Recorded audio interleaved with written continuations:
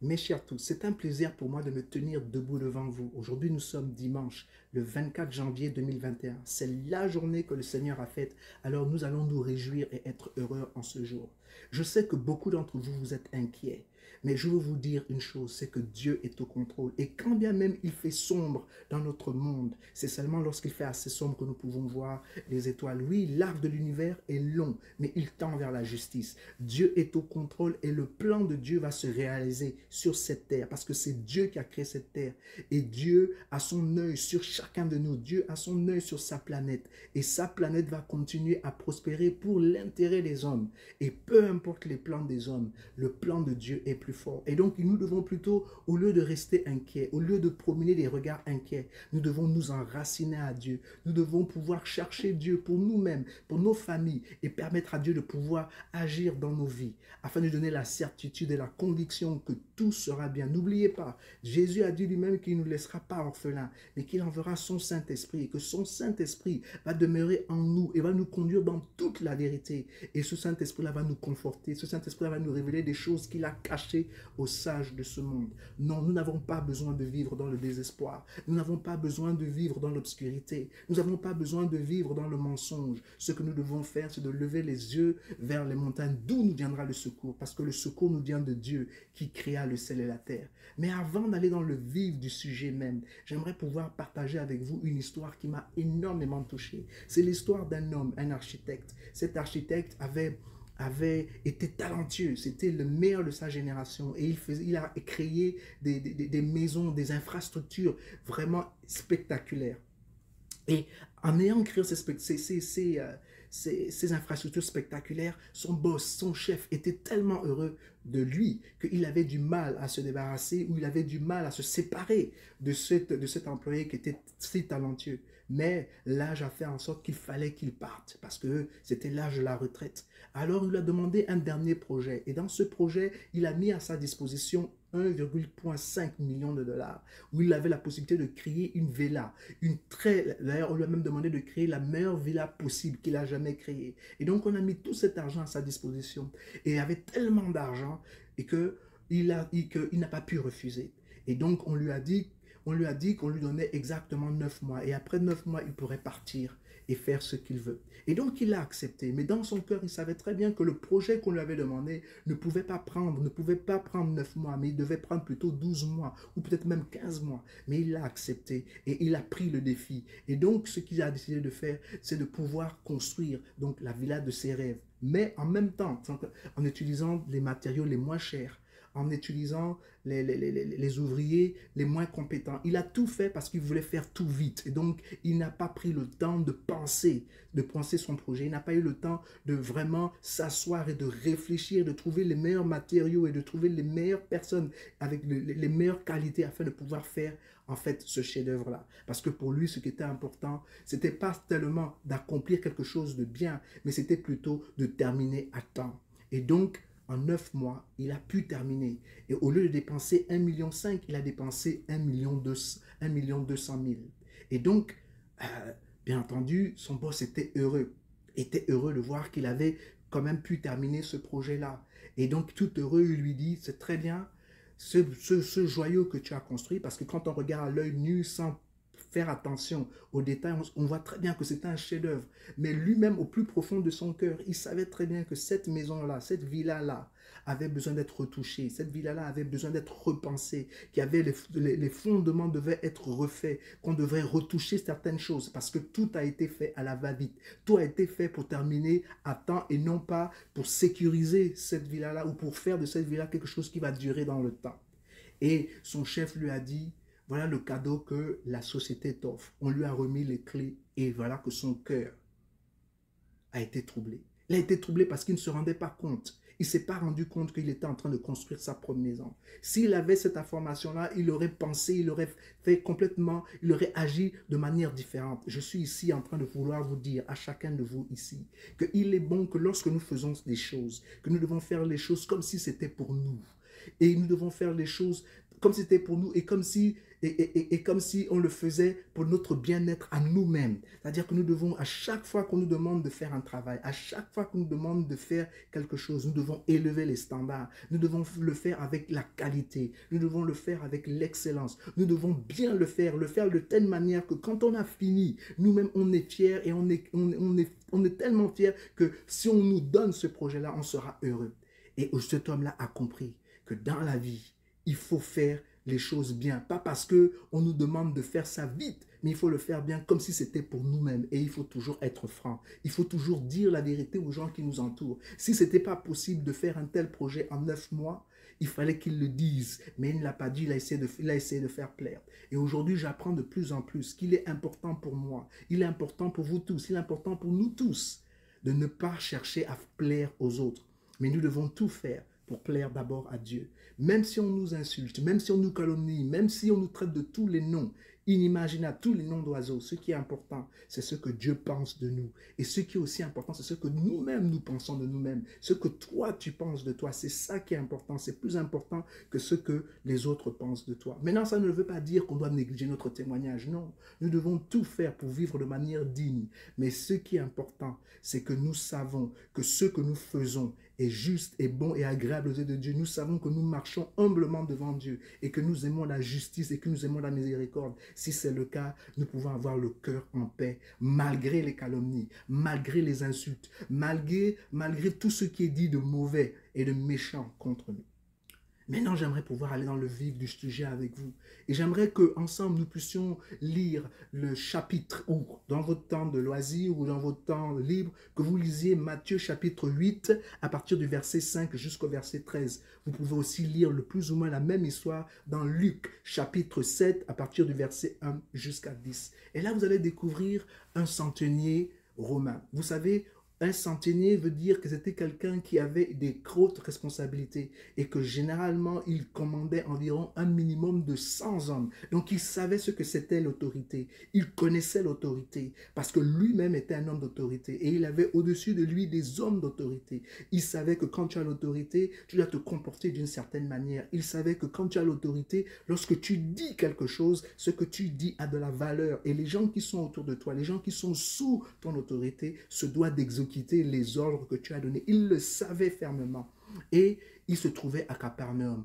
Bien entendu, encore Capernaum, cette ville qui veut tout simplement dire village ou ville de consolation. Je sais qu'aujourd'hui, des hommes et des femmes ont besoin d'être consolés. Des hommes et des femmes ont besoin qu'on puisse s'occuper d'eux. Des hommes et des femmes sont dans le désespoir. Des hommes et des femmes ne savent donner où donner de la tête. Ils ne savent où aller. Mais je suis en train de vous dire aujourd'hui que oui, Dieu est capable et Dieu veut nous consoler. D'ailleurs, la Bible dit très bien que nous sommes le temple du Saint-Esprit. Oui, nous sommes le temple du Saint-Esprit et que Dieu veut vivre en nous. Dieu veut vivre en nous. Dieu veut manifester sa gloire. Dieu veut manifester qui il est en nous. Dieu veut faire des choses spectaculaires, des choses extraordinaires dans notre vie. Et je pense qu'il a la possibilité, la capacité de faire de grandes choses. Jean 14, verset 26, Jésus lui-même nous dit que le Consolateur, le Saint-Esprit, nous sera envoyé par son Père en son nom et qu'il nous conduira dans toute la vérité et dans toute la connaissance et il va nous rappeler tout ce qu'il nous a dit. Oui, en nous, l'Esprit de Dieu est sur nous parce qu'il nous a oints afin de porter la bonne parole aux pauvres. L'Esprit de Dieu est sur nous parce qu'il nous a oints afin de ramener la vue à ceux qui ne voient plus, afin de permettre aux paralytiques de marcher. L'Esprit de Dieu est sur nous pour faire des grandes choses, pour pouvoir consoler ceux qui ont le cœur brisé, de pouvoir s'occuper de la veuve, de pouvoir s'occuper de l'orphelin et de pouvoir changer les lois qui sont iniques en des lois qui sont justes. Oui, l'Esprit de Dieu est là, bien entendu, parce qu'il nous a oints afin de briser tous les jougs qui tiennent les hommes et les femmes captifs. Et cela est important pour nous de le savoir, qu'en chacun de nous, nous avons la capacité de faire du bien à nos concitoyens, de faire du bien aux gens qui nous entourent, de faire du bien dans notre environnement. N'oublions pas que le Dieu que nous servons est un Dieu de consolation. C'est un Dieu qui désire et qui veut nous consoler. Et voilà, nous avons là un centurion qui a un serviteur qui est malade. Mais ce qui est intéressant, c'est que l'histoire nous révèle que ce centurion était romain. Et les Romains avaient conquis les royaumes les royaumes des Israéliens, le royaume des Hébreux. Et ils étaient en Samarie, en Galilée, ils étaient partout. Et donc, il y avait une certaine animosité entre les Romains et, bien entendu, les Juifs. Pourquoi? Parce que les Juifs étaient les dominés et les Romains étaient ceux qui dominaient.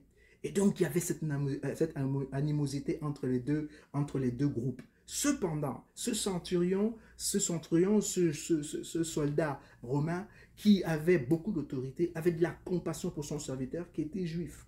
Il avait énormément de compassion pour lui. Et son serviteur était tellement malade qu'il arrivait à un point où le serviteur devrait carrément, il était malade au point même de mourir. Et donc, il a décidé d'aller voir les religieux pour essayer de s'enquérir si Jésus-Christ pouvait venir à son aide. Pourquoi? Parce qu'il avait entendu parler de l'homme de Galilée. Il avait entendu parler que partout où Jésus allait, il faisait le bien. Que partout où il allait, les paralytiques marchaient. Partout où il allait, les aveugles le voyaient. Partout où il allait, ceux qui étaient liés étaient libérés. Les morts ressuscitaient. Il le savait, il l'avait entendu. Et alors, il allait voir les religieux parce qu'il était conscient que Jésus était un homme d'autorité et qu'il ne pouvait pas se rendre à Jésus n'importe comment. Alors, il est allé voir ces hommes en leur demandant, est-ce que c'est possible que vous me mettiez en contact avec Jésus-Christ? Est-ce que c'est possible que vous puissiez demander à Christ de venir m'aider car mon serviteur est malade et je veux qu'il recouvre non seulement la vie, mais je veux qu'il recouvre aussi sa santé. Je veux qu'il soit en bonne santé parce que je sais que partout où Jésus allait, il fait du bien aux hommes. Et donc, je suis convaincu qu'il peut faire aussi du bien à mon serviteur. Et bien entendu, les religieux se sont empressés. Empressés, pourquoi? Parce que c'était un centurion romain. Et ce centurion romain-là a bâti des temples, a bâti un temple. Quand vous allez aujourd'hui à Capernaum et que vous voyez le grand temple qui se trouve dans cette ville, c'est un temple qui a été bâti par un centurion romain. Et c'est vraiment magnifique. Et bien entendu, ces religieux sont allés voir Jésus, ils ont dit, oui, il y a un centurion qui aimerait te rencontrer, parce qu'il a un serviteur qui est malade et il aimerait que tu pries pour lui. Ce centurion a dépensé énormément d'argent pour pouvoir construire notre temple.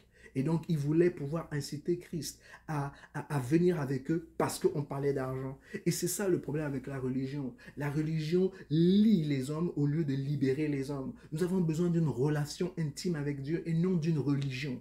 Et donc, ils ont dit ça. Cependant, Jésus les a quand même suivis. Et pendant que Jésus était en train de les suivre et d'aller avec eux, il a rencontré des hommes de ce centurion-là qui lui ont dit, nous ne sommes pas dignes de te recevoir dans la maison, mais dis seulement une parole, donc que notre serviteur sera guéri. Alors Jésus, avec les religieux, ont décidé de se rendre vers le centurion. Et pendant qu'ils étaient en train de vouloir se rendre dans sa maison, il s'est passé quelque chose. Il a rencontré des soldats du centurion qui lui ont dit, nous ne sommes pas dignes de te recevoir parce que nous connaissons les autorités. Mais 10 semaines par une centurion, ils ont réitéré un peu ce que le centurion lui-même avait dit. Pourquoi? Parce qu'il était un homme d'autorité. Il savait que Jésus était un homme d'autorité. Il savait que lorsque lui donne un ordre précis, ce qu'il dit va s'accomplir. Il savait que lorsqu'il leur donne que des grandes choses se passent dans le monde, les choses se passent. Lorsqu'il leur donne que des grandes choses se passent dans la vie des hommes et des femmes, lorsqu'il donne un ordre, les hommes autour de lui s'exécutent. Il le savait et il était convaincu qu'un homme d'autorité était capable. Il était convaincu que Jésus-Christ était un homme d'autorité et il savait que Jésus-Christ était sous l'influence de quelqu'un d'encore beaucoup plus puissant que lui. Cette personne, nous l'appelons aujourd'hui Dieu. Et il savait ça parce que lui-même, il reçoit aussi des ordres. Et il sait que quand il reçoit des ordres, des gens qui sont supérieurs de lui, il ne peut que se soumettre. Alors il savait que Jésus-Christ aussi était soumis à un être beaucoup plus puissant que lui, le créateur du ciel et de la terre. Alors il lui a simplement dit que si tu dis seulement une parole, je sais que mon serviteur sera guéri. Et Jésus a été émerveillé par cette parole. Il a été émerveillé par l'attitude du centurion. Il a compris que ce centurion avait une grande foi. Et bien entendu, Jésus n'est pas rentré dans la présence de ce serviteur-là. Jésus n'est pas rentré dans la maison du centurion. Mais il a seulement dit une parole. Et cette parole a guéri le centurion. Oui, la Bible est claire que Dieu envoie sa parole afin que sa parole nous guérisse. Et que sa parole ne retournera jamais à lui sans pour autant avoir accompli ses desseins. Oui, la parole de Dieu Dieu ne passera jamais. Tout passera dans le monde, mais la parole de Dieu va toujours demeurer. Et il est important pour nous de garder cette parole-là, parce que c'est cette parole qui va nous garder. C'est cette parole qui nous guérit. C'est cette parole qui nous délivre. Et Dieu a déjà parlé. Dieu a parlé. Maintenant, c'est à nous de chercher cette parole, de nous approprier cette parole, de nous approprier cette promesse et de permettre à Dieu de pouvoir faire de grandes choses, des choses spectaculaires et extraordinaires dans notre vie. Je suis ici pour vous encourager, pour vous dire tout simplement ce dont vous avez besoin. Ce n'est pas une religion. Ce dont vous avez besoin, ce n'est pas des religieux, mais ce dont vous avez besoin, c'est de la parole de Dieu. J'encourage chacun de vous ici qui écoute, qui est sous le son de ma voix, de pouvoir vous approprier une Bible où vous allez étudier la parole de Dieu, où vous allez chercher Dieu pour vous-même, afin que vous puissiez connaître Dieu et que vous pouvez expérimenter toute la grandeur et toute la splendeur de Dieu. Dieu a dit que seuls ceux qui le connaissent feront des grands exploits. Je suis convaincu dans mon esprit que l'une des raisons pour lesquelles Satan ne s'est pas adressé à Adam pour le tenter en ce qui concerne la porte, mais il s'est adressé à Ève, c'est parce que Adam a prêché à Ève. Okay? Et il est important qu'il n'a pas parlé à Adam parce que directement Dieu a parlé à Adam. Et il est important pour nous d'entendre parler de Dieu directement aussi. Nous ne pouvons pas seulement entendre parler de Dieu du pulpit ou des autres. Il doit être aussi ton Dieu. Tu dois aussi avoir une relation intime avec lui. Il doit pouvoir te parler, car ce que Dieu t'a dit, personne ne peut te le retirer. Ce que Dieu a prononcé te concernant, personne ne peut te détourner de ces voies-là. Pourquoi? Parce que Dieu t'a parlé. On vit dans un monde où beaucoup de gens veulent parler de la part de Dieu dans notre vie. Je n'ai rien contre cela. Les gens ont le droit, il y a des prophètes. Je crois que les prophètes ont leur position dans le monde. Et oui, ils ont leur rôle à jouer. Mais il n'y a rien de plus merveilleux, il n'y a rien de plus spectaculaire que d'entendre parler Dieu, que Dieu lui-même nous parle, que Dieu lui-même se manifeste à nous.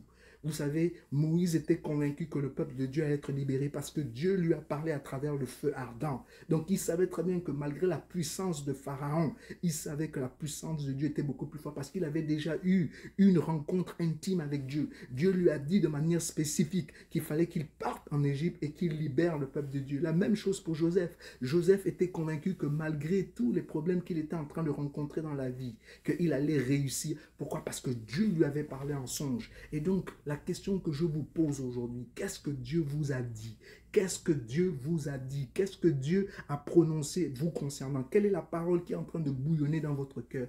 Qu'est-ce que Dieu dit que vous êtes? Et c'est ça qui est important. Peu importe ce que les autres disent de vous, ce qui est important, c'est ce que Dieu dit de vous. Et donc, j'aimerais vous encourager à chercher les Saintes Écritures, à chercher ce que Dieu est en train de dire et de chercher cette parole-là, car je vous le déclare aujourd'hui, que s'il dit seulement une parole en ce qui vous concerne, je sais que tout ce qui vous dérange va être réglé. Je sais que tous vos chemins qui sont tortueux seront rendus droits. Je sais que vos montagnes seront abaissées. Je sais que vos vallées seront exaltées. Pourquoi? Parce que Dieu a parlé. Et quand Dieu dit quelque chose, sa main l'accomplit. Lorsque Dieu ordonne, cela est établi. Lorsque Dieu dit quelque chose, cela est fait. Parce que Dieu n'est pas un homme pour mentir. Ce que sa bouche dit, sa main l'accomplit. Alors je veux vraiment vous encourager. Le titre que j'aurais voulu donner à ce message est très simple.